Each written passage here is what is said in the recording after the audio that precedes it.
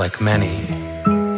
I love to look at the stars. I love the fact that ours is just one among many.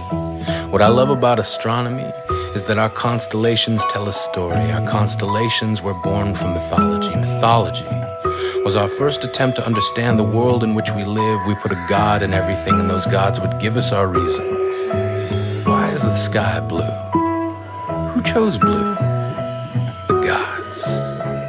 How come men have nipples? It's the will of the gods. Why does this wine taste so good? There's a god in it.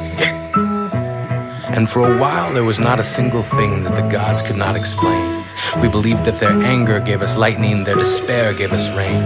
We whispered our desires to them, believing that their charity would sustain us. But those gods were just stories.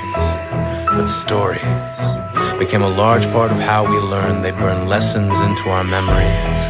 They become a part of how we remember, and we can remember almost everything, right down to that first unbearable bee sting, when we learn that this tiny blue marble we call the world has rules.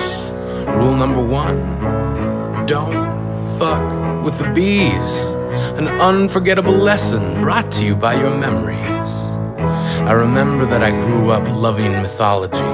I remember the story of the Titan Atlas, who was also the god of astronomy, the original global positioning system, sending sailors safely home by telling them which constellations to keep starboard. He taught us about the stars. He did all this while he held up ours, our pale blue dot. But Atlas is caught between two different tellings of his story. In the first, he leads a rebellion against Olympus and is then sentenced to hold the heavens on his shoulders for eternity. In the second story, he is chosen to be the guardian of the pillars that hold up the earth and sky. I prefer the second story. It means that the world is not a punishment, but rather a responsibility. But how can just one be charged with such a burden? How can just one be responsible for all this? When I think of Atlas, I think of a single drop of rain. I think how unfair it would be to hold a single drop solely responsible for making the entire world clean again. I remember how my grandmother tried to explain our world to me. She told me a story. She said the ground and the sky, they love each other, but they don't have arms, so rain, that's just how they hold one another. I began to see how the earth and sky need each other, but I wondered about us. In this perfect design, where do we fit? Which piece of the puzzle are we? Like constellations, I began to see a connection between dots. I numbered my thoughts and drew lines from one to the next. I began to see us in the context of a bigger picture, sharpening the blur slowly into focus. We are Atlas. I saw that this pale blue dot, this one world, is all we get. There will be no reset button, no new operating system or downloadable upgrade. We will not be allowed to trade in our old world for a new one with climate control or better fuel efficiency. We get one shot at this. Dismiss all reports of second chances, we get one. And yet we draw advances on our future as if we won't one day be held accountable. We will. We are. The human race runs toward a finish line emblazoned with the words too far and wonders, will we ever cross it? Have we already? We are faced with a seemingly impossible task, and it's okay to be afraid. Our dilemma stands before us like a mountain carved into a blockade. The sheer magnitude of our problem would be enough to dissuade anyone. How do we save the world?